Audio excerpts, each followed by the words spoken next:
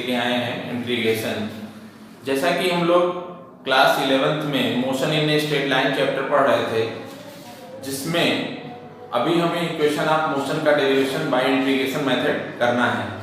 तो इसको करने के पहले हमें इंटीग्रेशन को समझना है, और इसके पहले लास्ट लेक्चर में मैंने आपको डिफरेंशिएशन पढ़ाया था, जिसमें कैसे किसी फंक्शन को डिफरेंशिएट करेंगे, और कई सारे फार्मूलों की मदद से हम लोगों ने बहुत सारे न्यूमेरिकल किए थे। तो अब इंटीग्रेशन को समझते हैं, और इंटीग्रेशन जानने के लिए डिफरेंशिएशन बहुत ही ज़रूरी है। इसलिए आप इंटीग्रेशन का ये वीडियो लेक्चर देखने के पहले, इसके पहले जो मेरा डिफरेंशिएशन का लेक्चर है उसे देख लेंगे, क्योंकि बिना डिफरेंशिएशन के इंटीग्रेशन शायद आपको ना समझ में आए। और वैसे तो इंटीग्रेशन बहुत बड़ा टॉपिक है, लेकिन मैं इस छोटे से वीडियो लेक्चर में आपको उतना इंटीग्रेशन सिखा दूंगा जो फिजिक्स में डेरिवेशन को करने के लिए जरूरी है। तो आइए देखते हैं इंटीग्रेशन।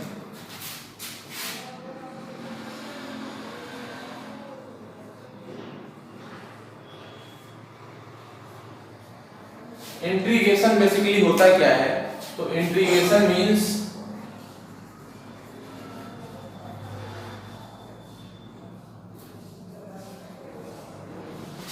समेशन।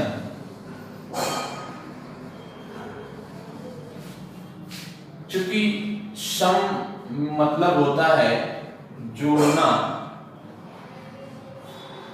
तो इंटीग्रेशन भी कहीं ना कहीं एक तरीके का एडिशन ही है।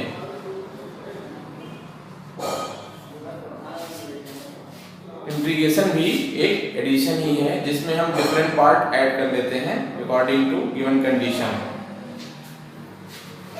अब डिफरेंशिएशन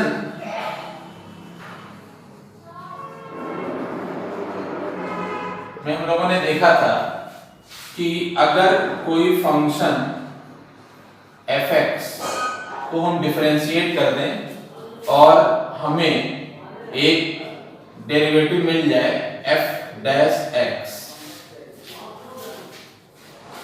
तो इंटीग्रेशन क्या होता है? Integration is reverse process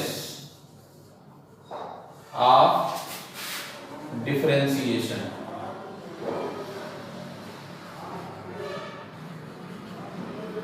integration जो है वो डिफरेंशिएशन का रिवर्स प्रोसेस होता है। इट मींस कि अगर f'(x) को हम इंटीग्रेट करेंगे तो हमको fx मिल जाना चाहिए। इंटीग्रेशन का जो ये सिंबल होता है वो कहीं ना कहीं सम वर्ड के ही फर्स्ट लेटर s से बना है। अगर हम s को थोड़ा सा फैला के लिखें तो इस तरीके से बनेगा, जो हमारा इंटीग्रेशन का साइन होता है। तो जैसे कि हमने फॉर्मूला पढ़ा था, d/dx of sin x is equal to cos x। अब अगर ये रिवर्स प्रोसेस है तो हम कह सकते हैं कि cos x dx is equal to sin x। अगर sin x का डिफरेंशिएशन करने पर cos x आता है तो cos x का इंटीग्रेशन करने पर sin x मिलेगा। अब हम इस इंटीग्रेशन में एक कांस्टेंट साइन जोड़ते हैं, और ये कांस्टेंट साइन क्यों जोड़ा जाता है इसको हमें समझना है।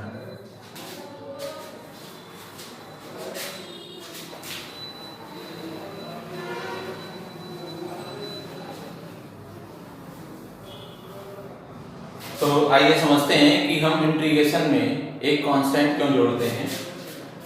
तो मान लिया कि हम डिफरेंशिएट कर रहे हैं x³ + 5। एक हमारा फंक्शन है x³ + 5। अब हम जानते हैं कि इसको हम अलग अलग डिफरेंशिएट करेंगे, तो d/dx of x³ + d/dx of 5, ये हमको मिल जाएगा 3x² + 0। सिमिलरली एक हमारा दूसरा फंक्शन है x³ + 10। इसका भी डिफरेंशिएशन हम करेंगे तो हमको मिलेगा d/dx of x³ plus d/dx of 10।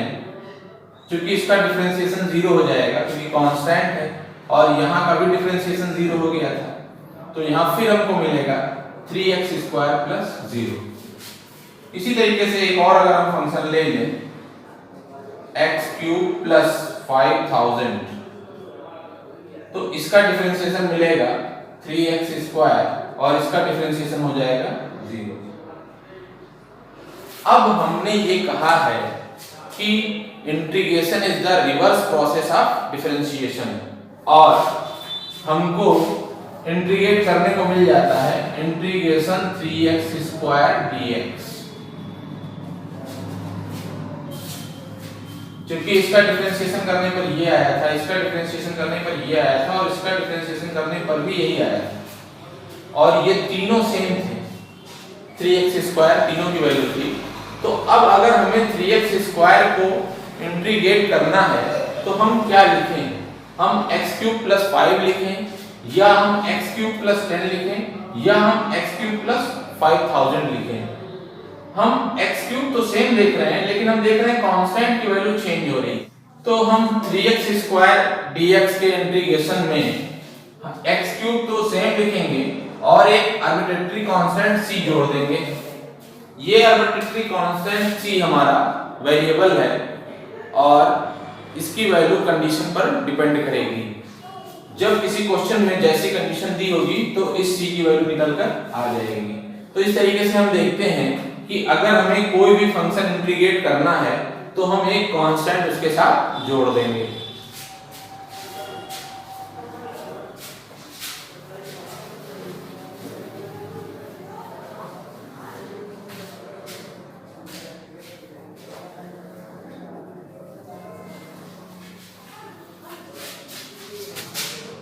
अब इंटीग्रेशन हमारा दो टाइप का होता है, एक हमारा होता है इनडिफिनिट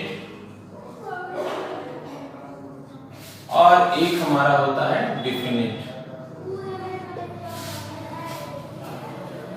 इनडिफिनिट का मीन्स कि उसकी कोई वैल्यू निकल कर नहीं आती और डिफिनिट इंटीग्रेशन में हमें एक डिफिनिट वैल्यू मिलती है, इंटीग्रेशन की एक डिफिनिट वैल्यू मिल जाती है।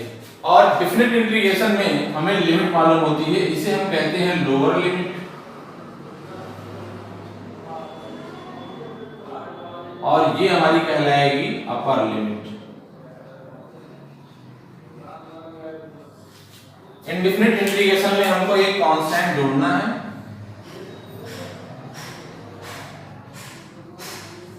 और इसमें हम कोई कांस्टेंट नहीं जोड़ते हैं। डिफिनिट इंटीग्रेशन में हम कांस्टेंट नहीं जोड़ते हैं। अब हम समझते हैं कि फिजिक्स में हम इंटीग्रेशन का यूज क्यों करते हैं।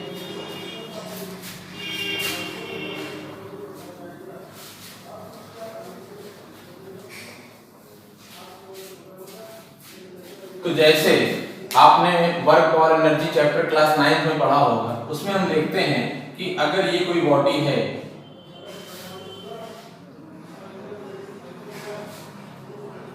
और उस पर एक कांस्टेंट फोर्स F लग रहा है और ये डिस्प्लेसमेंट उसने ट्रेवल किया है s,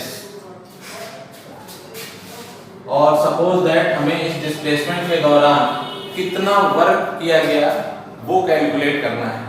तो हम फार्मूला यूज करते हैं W बराबर Fs F.s या Fs cos थीटा, जहां थीटा हमारा फोर्स और डिस्प्लेसमेंट के बीच का एंगल है। अगर फोर्स डिस्प्लेसमेंट के अलोंग ही है तो थीटा हमारा हो जाएगा 0 डिग्री और cos 0 की वैल्यू होती है 1, तो W बराबर हो जाएगा F into S।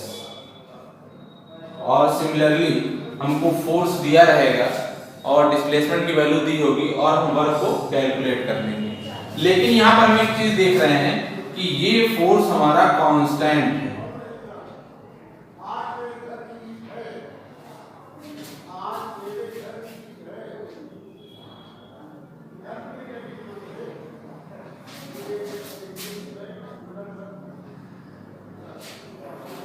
अब अगर हमारा फोर्स कांस्टेंट ना हो तब हम क्या करेंगे, जैसे अगर मान लीजिए कि ये एक स्प्रिंग है और ये एक बॉडी से अटैच है, एम मास की बॉडी से अटैच है, और इस स्प्रिंग को पहले ये दबी हुई थी, ये डिस्टेंस है हमारी x1 और ये डिस्टेंस है हमारी x2। स्प्रिंग जब अनस्ट्रेच्ड फॉर्म में थी, उसे खींचा नहीं गया था, तो वो यहां से ओरिजिन से x1 डिस्टेंस पर थी, और जब उस पर F फोर्स लगाकर खींच दिया गया तो वो x2 डिस्टेंस पर अभी है।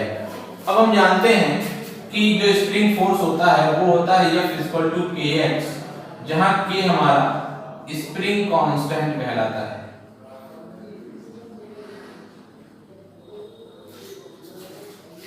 तो यहां पर हम देख रहे हैं force is directly proportional to x। यहां पर जो फोर्स है वो डिस्टेंस पे डिपेंड कर रहा है। पूरी मोशन के दौरान हमारा फोर्स कांस्टेंट नहीं है, जैसे जैसे हम उसको जितना ज्यादा खींचेंगे फोर्स हमारा उतना ही बढ़ेगा। तो यहाँ फोर्स हमारा डिस्टेंस पे डिपेंड कर रहा है, वो वेरिएबल है। तो अगर कोई कहे कि हमको x1 से x2 के दौरान फोर्स के द्वारा कितना वर्क किया गया वो निकालना है, तो हम डायरेक्टली f(x2 - x1) इससे कैलकुलेट नहीं कर सकते। अगर हम कहें कि हम फोर्स इनटू डिस्प्लेसमेंट लगा दें तो हम इस फार्मूले से वर्क डन को कैलकुलेट नहीं कर सकते, क्योंकि फोर्स हमारा कांस्टेंट नहीं। फोर्स जब कांस्टेंट होगा तभी हम work done equal to force into displacement formula use कर सकते हैं। तो अब क्या करें, तो इसमें हम क्या करते हैं कि हम मान लेते हैं कि हमारा स्मॉल डिस्प्लेसमेंट dx, हमने मान लिया कि इस बॉडी को वेरी स्मॉल डिस्प्लेसमेंट dx से डिस्प्लेस किया गया। इस स्मॉल डिस्प्लेसमेंट के दौरान हम फोर्स को कांस्टेंट मान लेते हैं, क्योंकि डिस्प्लेसमेंट बहुत ही स्मॉल है, तो इस दौरान जो फोर्स लगा होगा वो हमारा कांस्टेंट हो जाएगा। और अगर स्मॉल डिस्प्लेसमेंट dx के दौरान लगा फोर्स कांस्टेंट है तो dw स्मॉल वर्क डन को हम लिख देंगे F(dx)। ये हमारा स्मॉल वर्क डन हुआ dx डिस्प्लेसमेंट में। अब अगर हमें x1 से x2 तक कैलकुलेट करना है तो टोटल वर्क w निकालने के लिए इसी dw को इंटीग्रेट कर देंगे और हम लिमिट ले लेंगे x1 से x2 f.dx।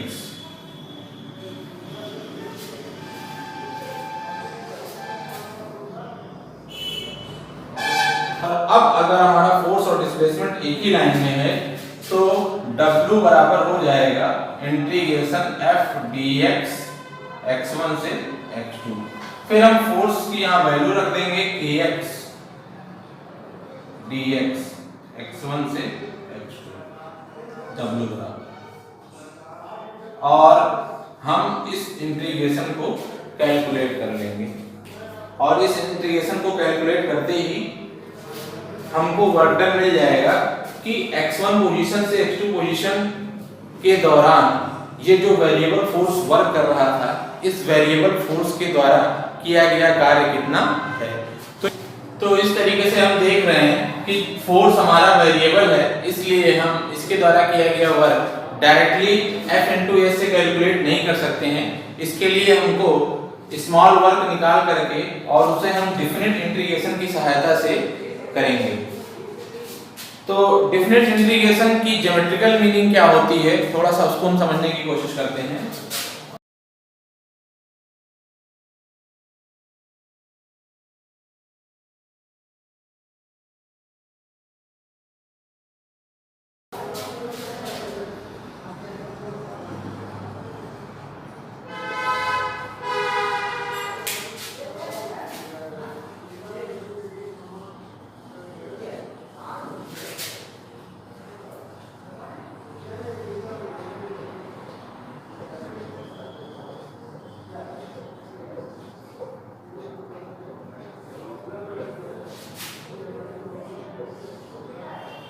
जैसे हम कोई एरिया इस तरीके से मिलता है टू डायमेंशनल मोशन के दौरान अगर हमें कोई एरिया इस तरीके से मिल रहा है और इसका कोऑर्डिनेट मालूम है 2, 0 और इसका कोऑर्डिनेट है 2, 4, तो इस फिगर का एरिया हम डायरेक्टली कैलकुलेट कर सकते हैं। हाफ बेस हमारा 2 हो जाएगा और हाइट हमारी 4 हो जाएगी। इस तरीके से हम इस 2 डायमेंशनल फिगर का एरिया कैलकुलेट कर सकते हैं।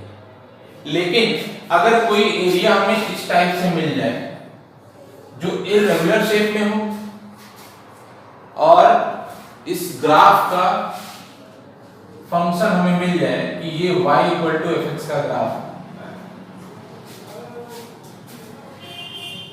और कोई कहे कि इस ग्राफ और x एक्सिस के बीच का एरिया हमें चाहिए, x1 से लेकर x2 तक इस ग्राफ और x एक्सिस के बीच बना एरिया निकालिए। तो अब इर्रेगुलर शेप के एरिया के लिए हमारे पास कोई फॉर्मूला ही नहीं है, हम डायरेक्टली उसे कैलकुलेट ही नहीं कर सकते हैं। तो फिर हम क्या करेंगे, इस ग्राफ और x एक्सिस के बीच एक वेरी स्मॉल थिन स्ट्रिप ले लेंगे। हम एज्यूम कर लेंगे कि ये जो एरिया था उसको हमने इसी तरीके के कई सारे स्मॉल स्ट्रिप में ब्रेक कर दिया है, और ये स्ट्रिप अभी आपको मोटी दिख रही है लेकिन ये इतनी पतली है कि हम x delta x tending to 0 या हम उसको बहुत स्मॉल, हम उसको dx, इस स्ट्रिप की जो चौड़ाई है उसे हमने dx मान लिया है, d फॉर वेरी स्मॉल। तो अगर ये छोटा वाला फिगर हम अलग से इस तरीके से बनाएं तो इसे हम एक रेक्टेंगल की तरह मान सकते हैं, जिस रेक्टेंगल की ये ब्रेथ हमारी dx हो जाएगी और ये लंबाई हमारी y। तो इसका एरिया हो गया area of small element equal to y into dx। इसी तरीके से पूरे एरिया को कैलकुलेट करने के लिए हमको इस स्मॉल एरिया एलिमेंट को इंटीग्रेट करना पड़ेगा x1 से x2। ये हमारा इस इर्रेगुलर फिगर और x एक्सिस के बीच के टोटल एरिया को कैलकुलेट करेगा। तो इस तरीके से हम देख रहे हैं कि डिफिनिट इंटीग्रेशन से हम किसी भी फंक्शन के द्वारा बना हुआ एरिया कैलकुलेट कर सकते हैं। तो आइए हम इंटीग्रेशन से रिलेटेड फार्मूले देख लेते हैं, किन फार्मूले के थ्रू इंटीग्रेशन के क्वेश्चन किए जाते हैं।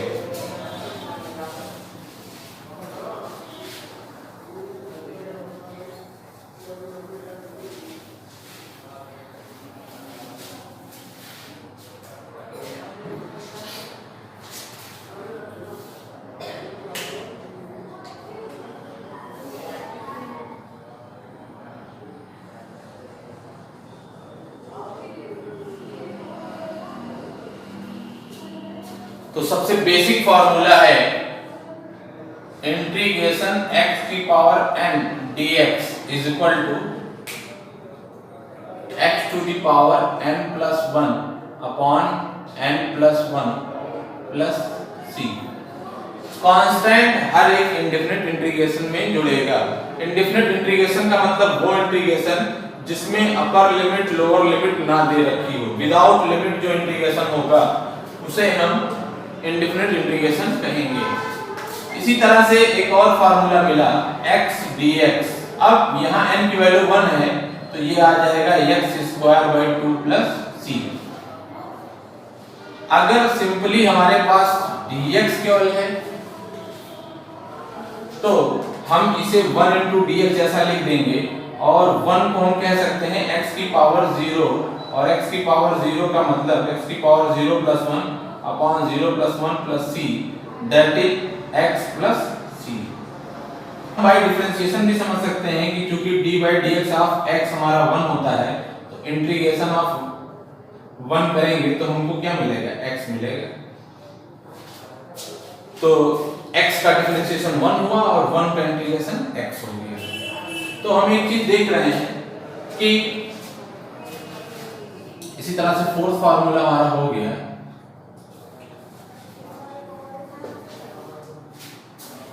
इसी तरह से हमारा नेक्स्ट फॉर्मूला हो गया इंटीग्रेशन 1/x dx बराबर log e base x plus c। चूंकि हमने पढ़ा था कि d by dx of log x is equal to 1/x।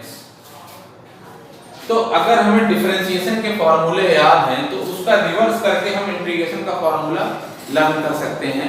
हमें सिर्फ एक ही फॉर्मूला लर्न करने की जरूरत है। इसी तरह से एक और फॉर्मूला मिला integration of cos x is equal to sin x। चूंकि sin x का डिफरेंशिएशन होता है cos x, इसीलिए cos x का इंटीग्रेशन हो जाएगा sin x। यहां पर dx लिखना ना भूलें। इसी तरह से एक और integration of sin x dx बराबर हो जाएगा minus cos x plus c। क्योंकि हम जब cos x का डिफरेंशिएशन कर रहे थे तो हमको मिलता था माइनस sin x। तो जब हम sin x लिखेंगे तो हमको यहाँ माइनस cos x मिलेंगे। तो ये मेन फॉर्मूले हैं जिनकी जरूरत हमको अपने फिजिक्स के डेरिवेशन या न्यूमेरिकल में पड़ती है। और बाकी ये कोर्स तो इसका बहुत बड़ा है। आप 12th की मैथ्स क्लास में आपको पूरा इंटीग्रेशन डिटेल में पढ़ाया जाएगा, लेकिन बायो वाले बच्चों को प्रॉब्लम होती है, इसलिए मैं इसको यहीं पर डिस्कस कर दे रहा हूँ, क्योंकि फिजिक्स में आपको इतने फॉर्मूले की बहुत जरूरत है।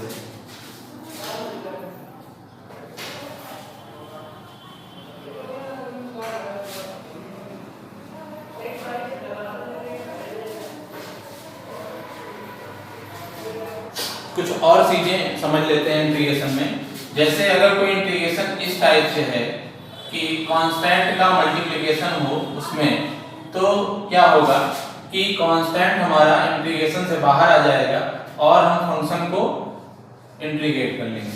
फॉर एग्जांपल के लिए कि जैसे अगर हमारे पास 3x² है, तो हम देख रहे हैं कि 3 हमारा कांस्टेंट है, 3 को हम बाहर कर लेंगे, यहाँ बचेगा x² dx। उसके बाद हम सिंपली फॉर्मूला लगा देंगे x की पावर n dx का, जो कि हमारा होता है x की power n+1 upon n+1 plus c। तो यहाँ n की वैल्यू हम देख रहे हैं 2 है, तो 3 into x 2+1 अपॉन 2+1।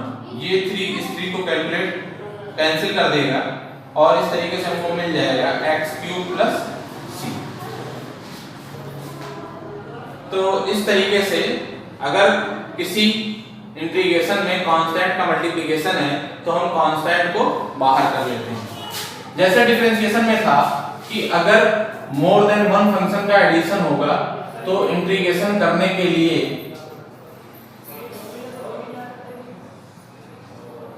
हम कांस्टेंट को बाहर लिखते जाएंगे और फंक्शन को अलग अलग इंटीग्रेट कर देंगे। ax³/3 प्लस इसका हो जाएगा x²/2 प्लस इसका हो जाएगा 1 dx को हम कहते थे x हो जाएगा। अब हमको अगर कई सारे इंटीग्रेशन एक साथ एडिशन के फॉर्म में हैं तो अलग अलग कांस्टेंट ना लिख करके वो सारे कांस्टेंट ऐड हो करके एक सिंपली कांस्टेंट कोई जुड़ जाएगा। और अगर हमारे क्वेश्चन में c यूज किया हुआ है तो हम कांस्टेंट को कोई अदर लेटर से रिप्रेजेंट कर देंगे।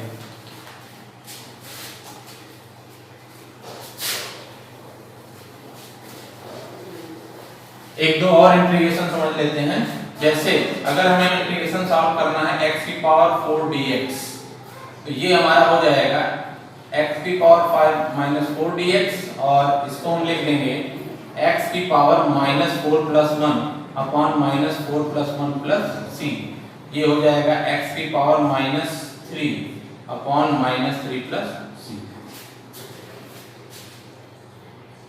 तो ये हमारी बातें हो गई इनडिफिनिट इंटीग्रेशन की। अब हम डिफिनिट इंटीग्रेशन में देख लेते हैं कुछ क्वेश्चन कि जैसे अगर हमको निकालना है x की पावर 4 dx 2 to 3, ये हमारा डिफिनिट इंटीग्रेशन की प्रॉब्लम है।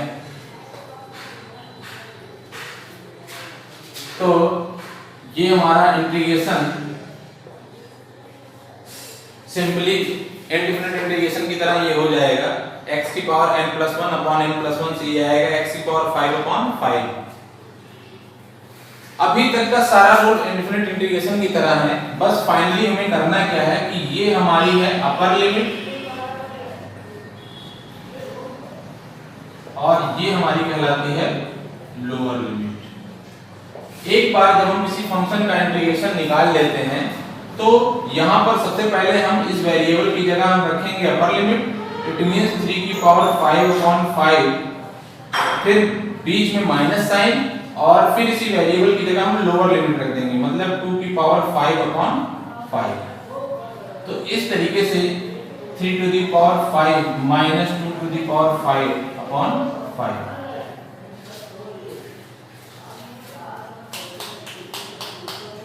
अब हम 3 टू दी पावर 5 की वैल्यू यहाँ पे रख देंगे, 2 टू दी पावर 5 की वैल्यू रख देंगे और रख करके सॉल्व करके फाइनल आंसर लिख देंगे। तो हम देखेंगे कि 3 पावर 5 वैल्यू होती है 243 माइनस 2 की पावर 5 होती है 32/5।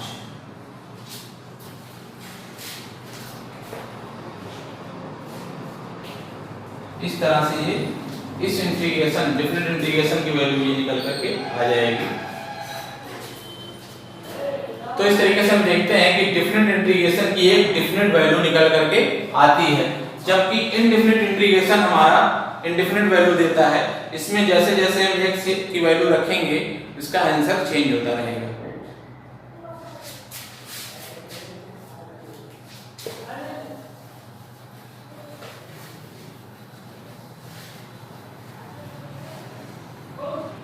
तो बच्चों इस तरीके से आज आपने इंटीग्रेशन को समझा और इंटीग्रेशन के फॉर्मूले देखे और डिफरेंट इंटीग्रेशन क्या होता है, इनडिफरेंट इंटीग्रेशन क्या होता है, उसको भी डिफरेंस को समझा।